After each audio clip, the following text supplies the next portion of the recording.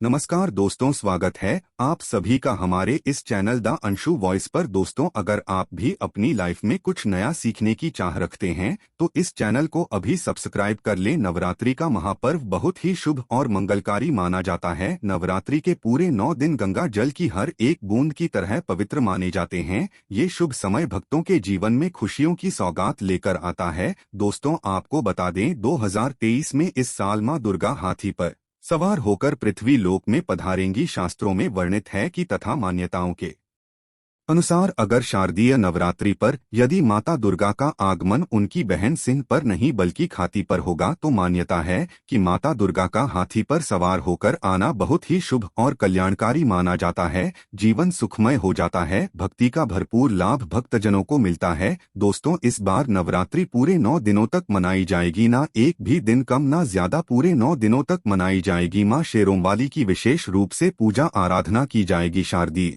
नवरात्रि का महापर्व भी इस बार 2023 में 15 अक्टूबर दिन रविवार से शुरू होकर 23 अक्टूबर सोमवार के दिन समाप्त होंगे। ऐसे में शारदीय नवरात्रि पर माता दुर्गा की कृपा पाने के लिए कलश स्थापना का शुभ मुहूर्त है। 15 अक्टूबर को दिन में 11:44 से दोपहर 12:30 तक कलश स्थापना का शुभ मुहूर्त रहेगा। मुहूर्त में की गई पूजा बहुत ही शुभ मानी जाती है। इससे समस्त देवी देवताओं की कृपा प्राप्त होती है और पूजा पाठ का फल कई लाख गुना प्राप्त होता है। ऐसे में जो व्यक्ति नवरात्र आने से पहले घर से ये चीजें हटा देता है तो उसके घर में मां वैष्णो का होगा आगमन, माता लक्ष्मी का होगा वास। मां शेरोंवाली आपकी झोली खुशियों से भर देंगी, इसीलिए नवरात्र आने से पहले घर से ये चीजें फौरन हटा दें। दोस्तों, आज हम कुछ ऐसी ही गलतियों के बारे में जानेंगे जो अगर आपके घर में भी होती है तो माता लक्ष्मी कभी नहीं करती ऐसे घर में प्रवेश। फिर चाहे आप कितनी ही पूजा पाठ कर लो, माता लक्ष्मी ऐसे घर में कभी नहीं आती। ऐसे घर से देवी देवता भी हमेशा रहती हैं नाराज। दोस्तों, पूरी जानकारी को देखने के लिए इस वीडियो को अंत तक जरूर देखें। सच्ची श्रद्धा से कमेंट बॉक्स में लिखें हर हर महादेव, ओम नमः शिवाय। महादेव के लिए एक लायक तो बनता है। दोस्तों, सबसे पहले नवरात्रि के पहले ही मंदिर की अच्छी तरह से साफ सफाई कर ले। मंदिर के अंदर अगर पुरानी मालाएं हैं, टूटी फूटी मूर्तियां हैं, उसके साथ ही खाली माचिस के डिब्बे रखे हुए हैं तो उन्हें बाहर फेंक दें तथा टूटी मूर्ति को किसी नदी में प्रवाहित कर दें। घर में छोटे बच्चों को नवरात्रि का व्रत नहीं रखना चाहिए, इससे उनकी जान को खतरा हो सकता है क्योंकि इस व्रत में शरीर को अधिक शक्ति की जरूरत होती है। माता शेरोवाली की तस्वीर अगर कांच के फ्रेम की है और वो कांच हल्की सी भी अगर टूटी हुई हो तो ऐसी कांच को बदल वाले या ऐसी तस्वीर को जल में विसर्जित कर दें। टूटी मूर्ति की पूजा करने से, टूटी तस्वीर की पूजा करने से आपकी श्रद्धा, भक्ति, व्रत आदि सब टूट जाता है, आपका व्रत खंडित हो जाता है। दोस्तों, नवरात्रि के 9 दिन बहुत ही पवित्र होते हैं। नवरात्रि के इन 9 दिनों में आचार विचार और घर को साफ सुथरा और पवित्र रखना अति आवश्यक है। इसीलिए नवरात्रि के 9 दिनों में ब्रह्मचर्य का पालन किया जाता है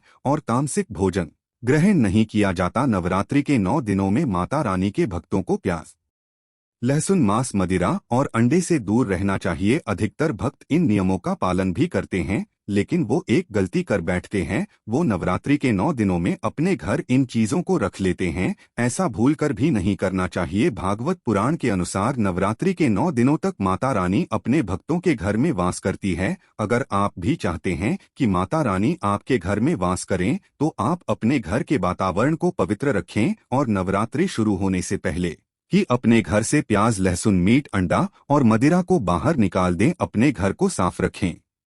इन वस्तुओं को घर से बाहर निकालने के बाद अपने घर में गंगाजल का छिड़काव अवश्य करें। भगवत गीता में भगवान कृष्ण कहते हैं, बगैर गंगा जल छिड़काव कोई भी मंगल कार्य सफल नहीं माना जाता। गंगाजल का छिड़काव स्वयं भगवत गीता में श्री कृष्ण ने बताया था। अगर आपके घर में गंगाजल ना हो तो मार्केट से गौमूत्र ला सकते हैं और गौमूत्र लाकर आप गौमूत्र का अपने घर में छिड़काव करें। बस थोड़ा सा पानी में डाल लें, इससे आपके घर का वातावरण पवित्र हो जाएगा। घर में मौजूद नकारात्मक ऊर्जा भी नष्ट हो जाएगी और जिस घर में वातावरण पवित्र होता है और ना तार आत्मकुर्जा नहीं होती, वहाँ माता रानी का वाद सदैव होता है। नवरात्रि के पहले आप अपने पूरे घर की अच्छी तरह से साफ सफाई कर ले। घर में जो भी फालतू सामान है, फटे पुराने कपड़े, उन्हें बाहर निकाल दें। घर में बेकार पड़ा सामान नकारात्मक ऊर्जा लाता है, इसीलिए गंदगी बिल्कुल भी ना करें। धूप दीप जलाकर वातावरण को स्वच्छ रखें। दोस्तों, माता के आगमन के लिए घर का दरवाजा जरूर सजाना चाहिए, इससे माता आकर्षित होती है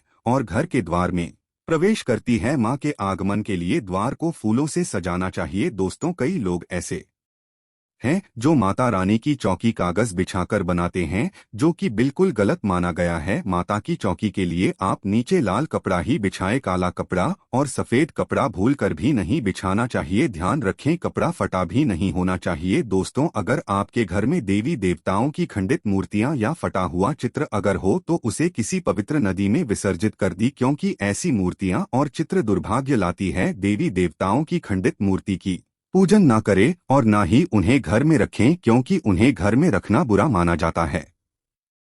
दोस्तों, वहीं अधिकतर लोग अपनी छत पर या अपने घर के मुख्य दरवाजे के आसपास कबाड़ इकट्ठा कर देते हैं। ऐसा करना अशुभ माना जाता है। अगर आपने भी अपने घर में घर के मुख्य दरवाजे पर या छत पर या फिर खासकर घर के उत्तर दिशा में कबाड़ इकट्ठा कर दिया है, तो नवरात्रि शुरू होने से पहले उस कबाड़ को घर से बस यही निकाल दें। दोस्तों, यदि आपके घर कोई भी बंद घड़ी है तो नवरात्रि शुरू होने से पहले उसे अपने घर से हटा दें और नई गाड़ी ले आए या उसकी मरम्मत करवा ले। गली को प्रगति का प्रतीक माना जाता है। बंद घड़ी समय से पीछे चलने वाली हमारी प्रगति में बाधा डालती है, इसीलिए नवरात्रि शुरू होने से पहले ही आप बंद घड़ी को घर से बाहर निकाल दें। दोस्तों, अगर आपके घर के मंदिर में किसी भी तरह का कोई फालतू सामान रखा है, जैसे कि सड़े गले फूल, अगरबत्ती, धूपबत्ती के डिब्बे या माचिस आदि के डिब्बे, या कोई भी खाली पैकेट मंदिर में ना रखें, या फिर कोई फटी पुरानी धार्मिक पुस्तक या भगवान की कोई भी पुराने कपड़े जो फट गए या मुकुट माला जो खराब हो गई है,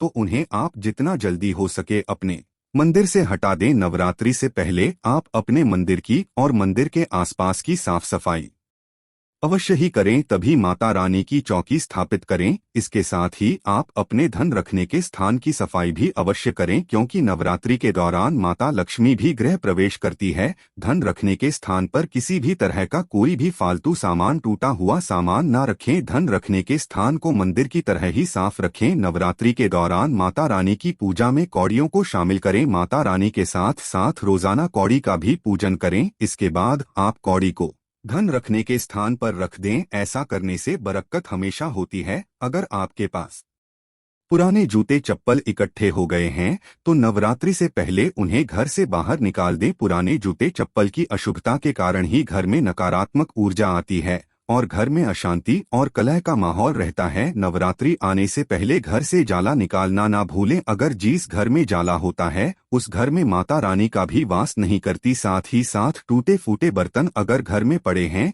या टूटा हुआ आईना भी अगर घर में हो तो उसे भी निकाल दें। घर में टूटे फूटे ईंट पत्थर भी नहीं रखना चाहिए, इससे माता लक्ष्मी नाराज हो जाती है। अब हम जानते हैं नवरात्रों के दौरान क्या नहीं खाना चाहिए और क्या नहीं पीना चाहिए और कौन सा फल खाने से व्रत संपूर्ण और सफल हो जाता है। दोस्तों, हमारे चैनल को सब्सक्राइब जरूर करें और इस बेल आइकन को दबाना ना भूलें। तो आइए शुरू करते हैं। दोस्तों, नवरात्रि के दिन सेब जरूर खाना चाहिए। शास्त्रों में बताया जाता है कि भगवान के भोग में सेब आदि जरूर अर्पित किया जाता है। अगर आपका व्रत है तो आपको सेब जरूर खाना चाहिए। केला, पपीता, तरबूज और मीठे अंगूर जरूर खाना चाहिए। इन फलों से व्रतधारी को शक्ति मिलती है और व्रत संपूर्ण हो जाता है। शास्त्रों में बताया जाता है कि नवरात्रों के दिनों में सीताफल जरूर खाना चाहिए। सीताफल खाने से 10 ऐसी बीमारियां हैं जो खत्म हो जाती हैं। माना जाता है कि नवरात्रों के दिनों में सीताफल का घर में प्रवेश होना बड़ा ही शुभ माना गया है। सीताफल खाने से नवरात्रि का व्रत सफल हो जाता है, क्योंकि इसमें माता सीता का आशीर्वाद मिला हुआ होता है। नवरात्रि के दौरान इसे जो भी खाता है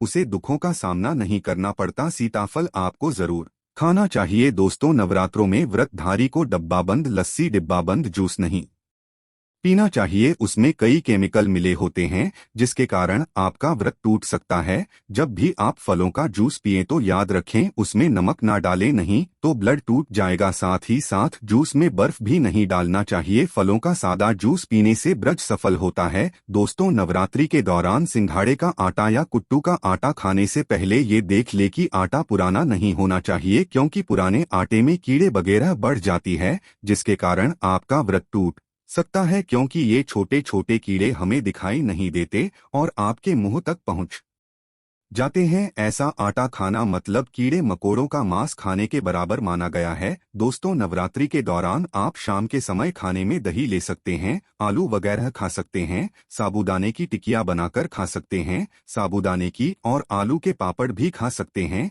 कई सब्जियां तो ऐसी हैं जो नवरात्रि के दौरान भोजन में शामिल कर सकते हैं। इससे आपको एनर्जी मिलेगी और भारत सफल हो जाएगा। नवरात्रि के दौरान आप दूध पी सकते हैं जो आपको ताकत देगा।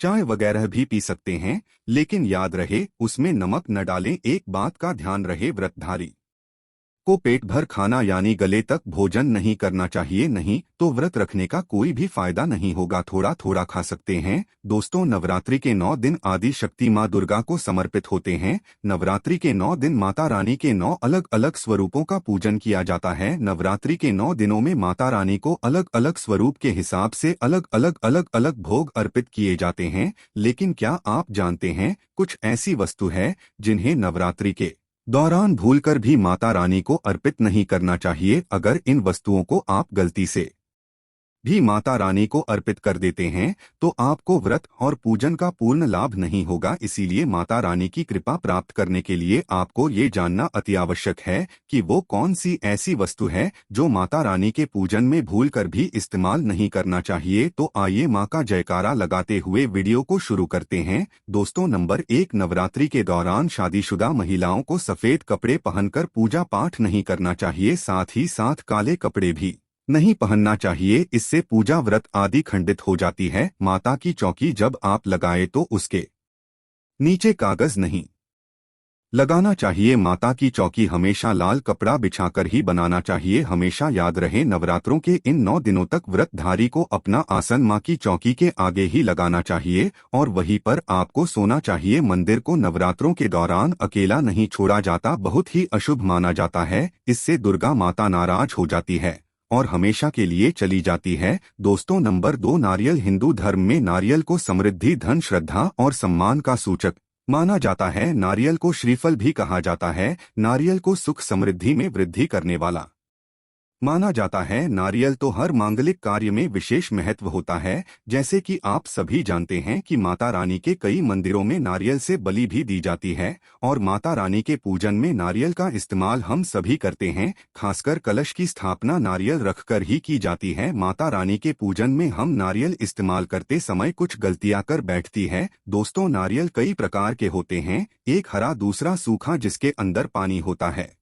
जिस नारियल के अंदर पानी होता है, माता रानी के पूजन में सदैव पानी वाला और जटा वाला नारियल ही इस्तेमाल करें। नारियल का पूर्ण होना चाहिए। नारियल चटका हुआ में टूटा हुआ नहीं होना चाहिए, क्योंकि साबुत नारियल ही पूर्ण और पवित्रता का प्रतीक होता है। साबुत नारियल ही सुख समृद्धि का प्रतीक होता है। साबुत नारियल को ही श्रीफल यानी कि माँ लक्ष्मी का फल कहा जाता है। नवरात्रि में माता रानी के कलश की स्थापना करते समय जटा वाला यानी पानी वाला नारियल ही कलश पर स्थापित करना चाहिए। साथ ही यह ध्यान रखना चाहिए कि नारियल को सदैव कलश के ऊपर लेटाकर रखना चाहिए। घट स्थापना करते समय कभी भी नारियल को खड़ा करके नहीं रखा जाता।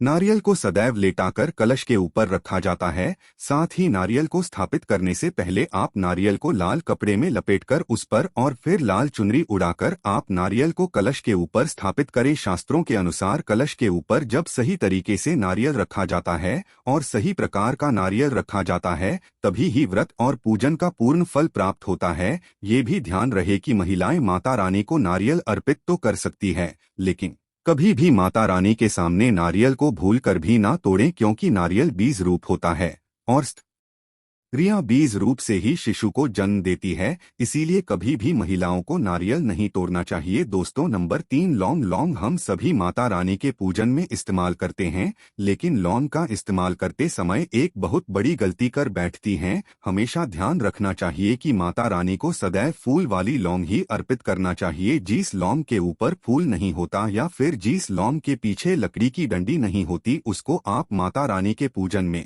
भूलकर भी इस्तेमाल ना करें। फूल वाले लोगों को ही पुण्य माना जाता है और माता रानी के पूजन में कोई भी अपूर्ण वस्तु, कोई भी खराब वस्तु या टूटे हुए अक्षत इस्तेमाल नहीं करना चाहिए। इसीलिए सदैव माता रानी के पूजन में फूल वाली लौंग का ही इस्तेमाल करें। दोस्तों नंबर 4, तुलसी के पत्ते अर्पित नहीं करने चाहिए। माँ दुर्गा के पूजन में तुलसी पत्र का इस्तेमाल करना वर्जित माना जाता है। तुलसी पत्र के अलावा मामला भी माता रानी को अर्पित नहीं करना चाहिए और दुर्गा भी माता रानी को अर्पित नहीं करना चाहिए। दुर्वा भगवान श्री गणेश को अति प्रिय है। नवरात्रि में आप भगवान गणेश को दूर्वा अर्पित कर सकते हैं। भगवान विष्णु जी को तुलसी के पत्ते अवश्य अर्पित कर सकते हैं, लेकिन माता रानी को भूलकर भी तुलसी के पत्ते या दूर्वा अर्पित न करें। माता रानी को सफेद फूल भी अर्पित न करें। माता रानी को सदैव लाल रंग के फूल अर्पित करने चाहिए। लाल रंग के फूल माता रानी को अति प्रिय है। खासकर माता को गुड़हल और कमल के फूल अति प्रिय है। शास्त्रों में बताया जाता है कि घर में माता रानी की 2 या 3 मूर्तियां या फोटो नहीं होने चाहिए। इस बात का भी आप विशेष ध्यान रखें कि माता रानी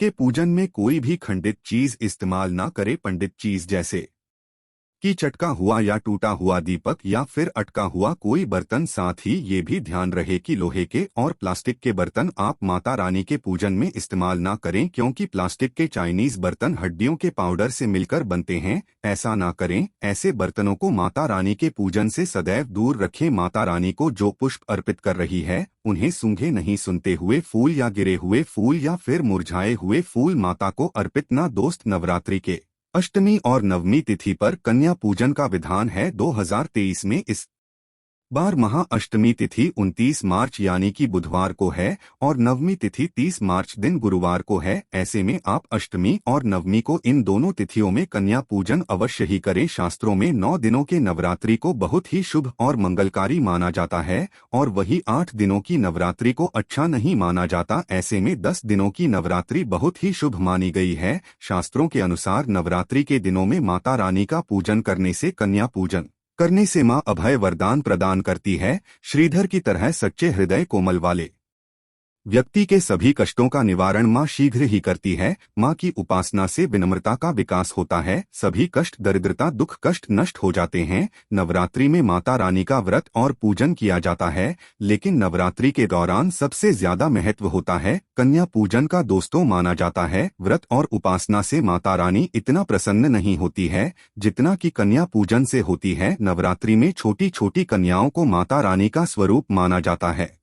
कन्याओं को भोग लगाया जाता है, उन्हें प्रसन्न किया जाता है और बदले में आशीर्वाद मांगा जाता है। कन्याओं को प्रसन्न करने के लिए गिफ्ट आदि उपहार वगैरह दिए जाते हैं। माना जाता है अगर कन्या को कोई भेंट दी जाए और वो उसे खुशी खुशी स्वीकार कर लें, तो इसका मतलब है माता रानी अर्थात माता वैष्णो ने वो भेंट स्वीकार कर ली। जिन पर कन्याएं प्रसन्न होती है तो समझो उन्हें माता रानी का आशीर्वाद मिल गया और माता रानी की कृपा से उन्हें मुहमांगा वरदान प्राप्त होता है। नवरात्रि में 2 साल से लेकर 10 साल तक की कन्या का पूजन होना चाहिए। अष्टमी अथवा नवमी को कन्याओं के पैर धोकर भोजन कराना, उपहार आदि देना श्रेष्ठ माना जाता है। दोस्तों कैसे करें कन्याओं का स्वागत? कन्या जब आपके घर आए तब सभी के पैरों को दूध और पानी से उनके पैरों को धुलाना चाहिए। फिर उसके बाद कन्याओं को किसी साफ जगह पर जमीन पर कपड़ा बिछाकर बैठ आना चाहिए। उनके माथे पर अक्षत, फूल और कुमकुम लगाना चाहिए। फिर उसके बाद भोजन ग्रहण करवाना चाहिए, लेकिन हमेशा याद रहे कन्याओं की थाली में 3 पूरियां कभी ना रखें, इसे शुभ नहीं माना जाता। 3 पूरियां तथा 3 रोटियां मरने वाले व्यक्ति के लिए निकाली जाती है और जेल में कैदियों के लिए दी जाती है। ऐसे में कन्याओं को उनकी थाली में 3 पूरी कभी ना दे, लेकिन 1-2 करके पूरियां दे सकती है। इससे 3 संख्या बढ़ जाती है। दोस्तों, कन्याओं को खाना खिलाने के बाद अंत में कन्याओं के सिर पर लाल चुन्नी उड़ाना चाहिए और भोजन में आपको खीर, पूरी, हलवा, चना तथा आलू की सब्जी, छोले वगैरह की सब्जी खिलाना चाहिए। पनीर आदि भी खिलाया जा सकता है, लेकिन भूल से भी लहसुन और प्याज का इस्तेमाल कभी ना करें, अन्यथा अनर्थ हो जाएगा। अक्सर कई लोग कन्याओं को कुरकुरे का पैकेट, चिप्स वगैरह का पैकेट खिलाते हैं, जो कि घोर अनर्थ माना जाता है, क्योंकि इसमें लहसुन, प्याज का इस्तेमाल होता है, जिसके कारण आपका व्रत खंडित हो सकता है। माँ दुर्गा क्रोधित हो सकती है। जहां आपने 9 दिनों तक लहसुन प्याज का परहेज किया, लेकिन आपकी एक गलती पूरे व्रत को खंडित कर सकती है। कन्या को डब्बाबंद कोई भी ऐसी चीजें ना खिलाएं जिसमें लहसुन प्याज होता है। कई चीजें तो ऐसी होती हैं मार्केट में जिसके अंदर लहसुन प्याज का इस्तेमाल होता है। ऐसा आप कभी मत करना। दोस्तों, कई लोग कन्या पूजन में खाना घर पर नहीं बनाते और मार्केट से रेडीमेड लाकर ही खिलाते हैं तथा दही जलेबी खिलाते हैं, जो कि शुभ नहीं माना जाता। भले ही आप दही जलेबी खिला सकते हैं, परंतु माता को घर का बना हुआ शुद्ध भोजन ही अति प्रिय है। खासकर नवरात्रों के दौरान घर में पक्का खाना अवश्य बनाना चाहिए। माता रानी बहुत प्रसन्न होती है। घर का बना पक्का खाना ही कन्याओं को खिलाना चाहिए। हमेशा याद रखें, कन्याओं को प्लास्टिक के बने दोने में खाना नहीं खिलाना चाहिए। ऐसे बर्तन पूजा पाठ के लिए शुद्ध नहीं, अशुभ होते ही कन्याओं को हमेशा स्टील के बर्तन या पत्तों से बने बर्तनों में ही भोजन कराना चाहिए। बहुत ही शुभ माना गया है। दोस्तों, भोजन कराने के बाद कन्याओं की थाली में एक लौंग जरूर रखना चाहिए, क्योंकि लौंग देवी शक्ति तथा दुर्गा माँ को बहुत प्रिय है। लौंग माता शक्ति का प्रतीक होती है। लौंग में नवदुर्गा का वास होता है। इन 9 दिनों में माता रानी को लौंग का भोग ही लगाया जाता है। इसीलिए कन्याओं को थाली में चुपचाप एक लौंग जरूर रख दें। आपका भाग्य चमक जाएगा। माता लक्ष्मी आपके जीवन में धन की कोई भी कमी नहीं होने देगी। आपको बता दें, कन्या को उपहार में क्या दे। कन्याओं को खुश करने के लिए उनकी थाली में दक्षिणा डाले, ताकि आपके घर में संपन्नता बनी रहे तथा धन की कोई भी कमी ना हो। कन्याओं को कोई सुंदर गिफ्ट दे सकते हैं। शास्त्रों में बताया जाता है कि कन्या जितना खुश होती है, माता रानी उतना ही जल्द फल की प्राप्ति प्रदान करती है।